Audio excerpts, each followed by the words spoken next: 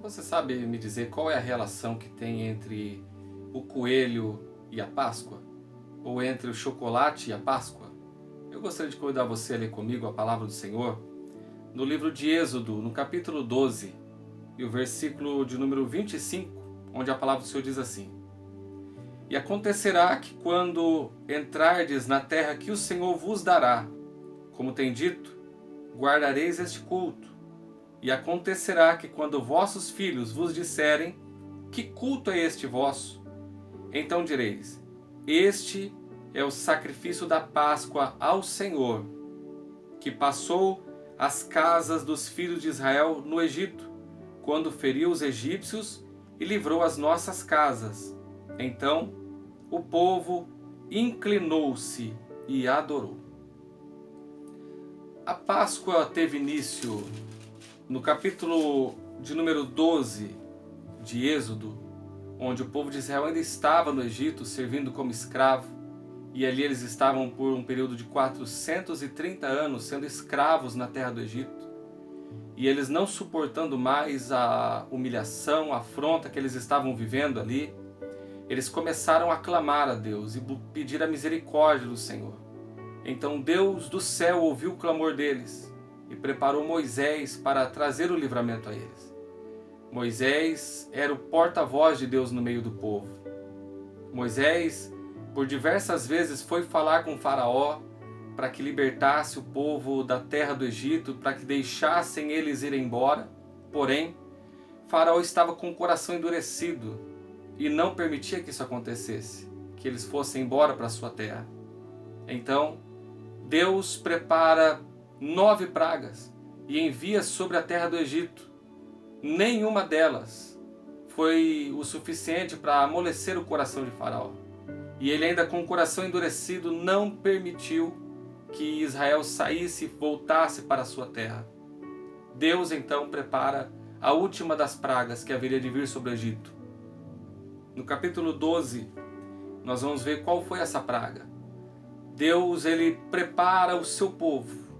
Deus, ele, mesmo trazendo algo tão terrível, que era a morte de todos os primogênitos no Egito, desde as pessoas até os animais, não haveria primogênito que naquela noite não fosse ferido na terra do Egito.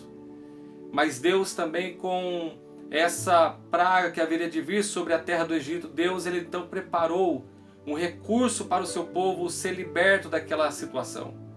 Deus enviou então Moisés a falar com o povo e deu a eles uma ordem, que pegasse um cordeiro sem defeito dos seus animais, um cordeiro sem defeito, de 1 ano, que fosse macho, e sacrificasse ao Senhor naquele dia, e pegasse e se alimentassem da carne daquele animal. Se a família fosse pequena, eles poderiam repartir com outra família pequena, e não poderia sobrar nada da carne daquele animal, mas eles deveriam pegar o sangue do cordeiro e passar no umbral da porta de suas casas.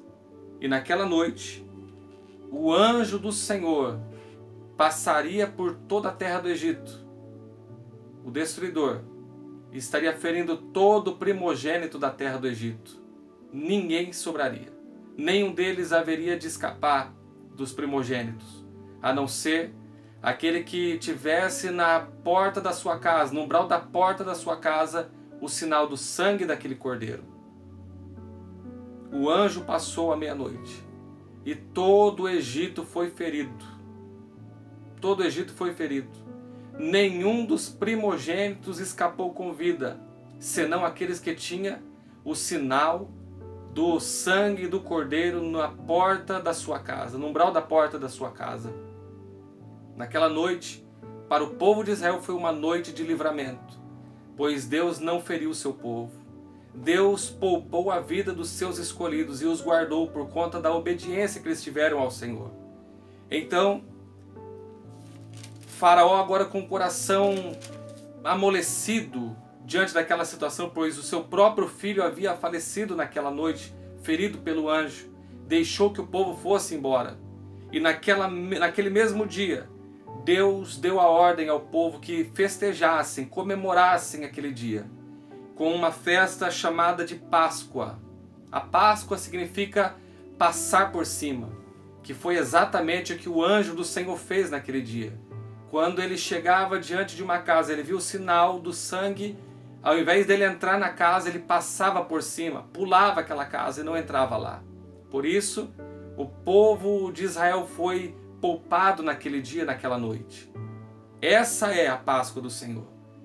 Todos os anos ela deveria ser comemorada dessa maneira.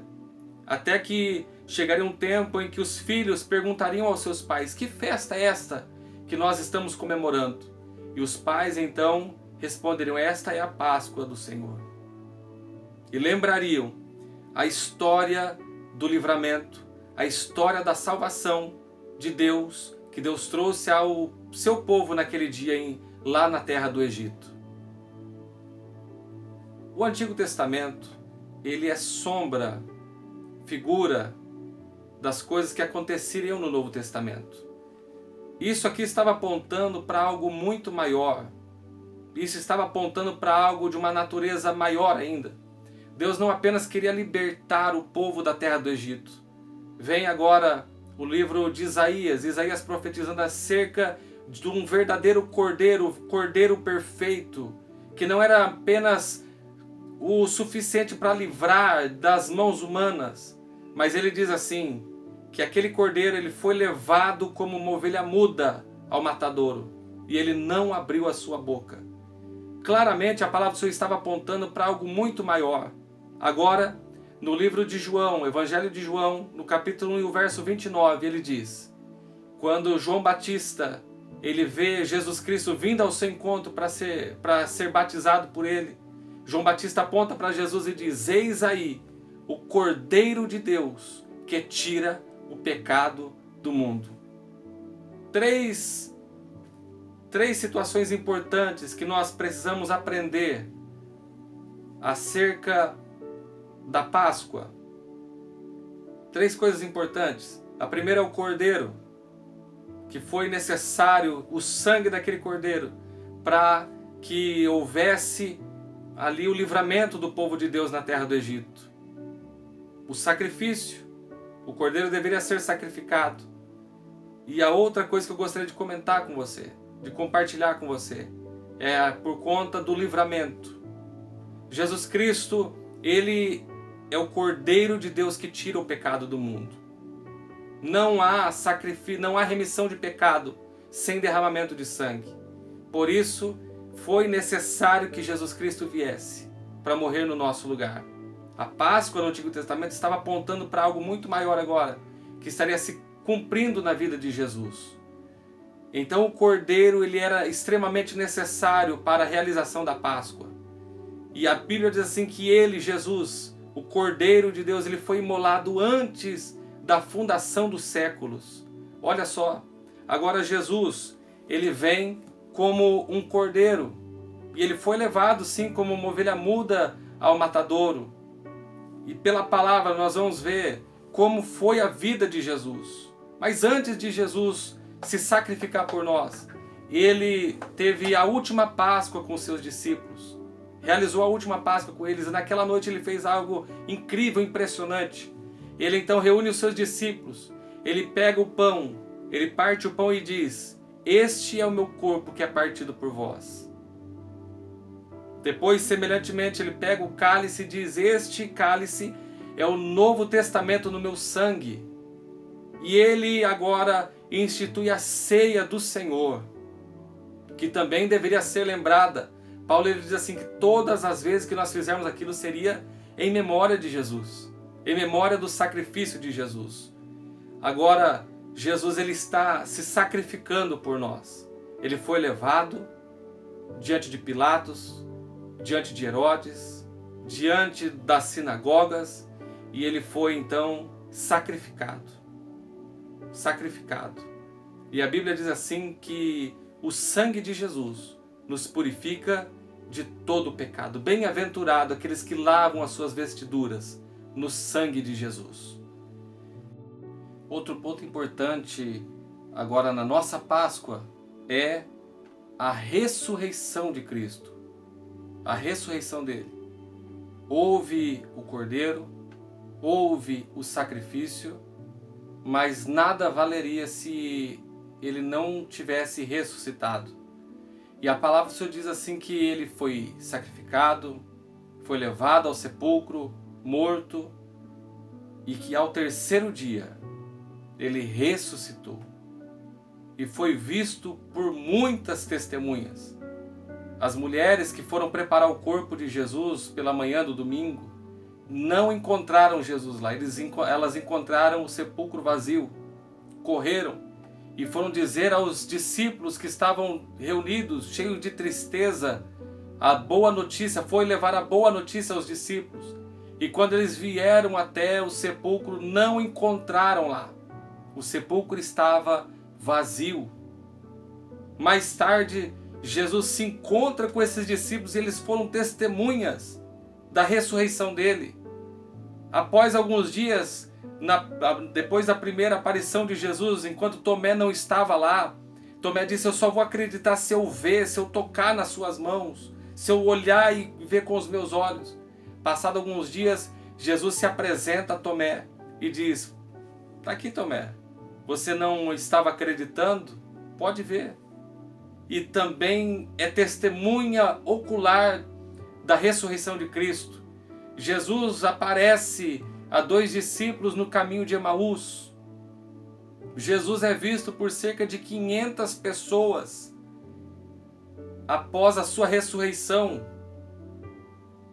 E antes da sua partida, no livro de Atos dos Apóstolos, ele olha para os seus discípulos e diz assim: vocês serão minhas testemunhas. Vocês serão minhas testemunhas em Jerusalém, em Samaria, na Judéia, até os confins da terra. Serão minhas testemunhas, testemunhas da ressurreição de Cristo, que Cristo havia ressuscitado. Cristo é a nossa Páscoa. Se ele não tivesse ressuscitado, a nossa fé seria vã, mas porque ele ressuscitou, nós podemos crer na sua palavra. Como houve um livramento na terra do Egito, por conta de um cordeiro que havia sido sacrificado, e o seu sangue foi passado no umbral das portas, e houve um livramento naquele dia. Também para aqueles que tiverem ali a marca, o selo dessa promessa, também serão salvos no dia do juízo. Esse é o livramento, essa é a Páscoa que nós comemoramos. Passamos da morte para a vida. Passamos das trevas agora para a luz. E não vivemos mais em trevas, mas agora nós temos a verdadeira luz. A Páscoa nos fala de um livramento. A Páscoa nos fala de vida eterna com Cristo. A Páscoa nos fala de uma promessa. Se para o Antigo Testamento eles acreditavam numa terra boa, se eles queriam voltar para a sua terra, agora Jesus Cristo vem e diz assim: não se turbe o vosso coração, credes em Deus, crede também em mim, porque na casa de meu Pai há muitas moradas. E ele diz assim: se não fosse assim, eu vou teria dito, pois vou preparar-vos lugar. E se eu for e vos preparar lugar, virei outra vez e vos levarei para mim mesmo, para que aonde eu estiver, vocês estejam também. A Páscoa nos fala de um livramento do pecado. Nós não somos mais escravos do pecado. Nós não estamos mais debaixo do jugo do pecado, mas nós agora estamos debaixo da graça de Deus.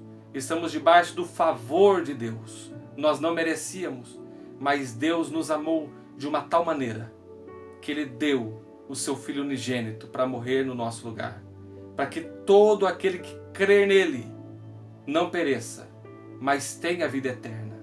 Cristo é a nossa Páscoa. Fique com essa palavra no nome do Senhor Jesus. Que Deus abençoe a sua casa, que Deus abençoe a sua vida, que Deus abençoe a sua família, seus negócios, que Deus prospere a sua vida espiritualmente, materialmente, em nome do Senhor Jesus. Fique com essa palavra para a glória de Deus.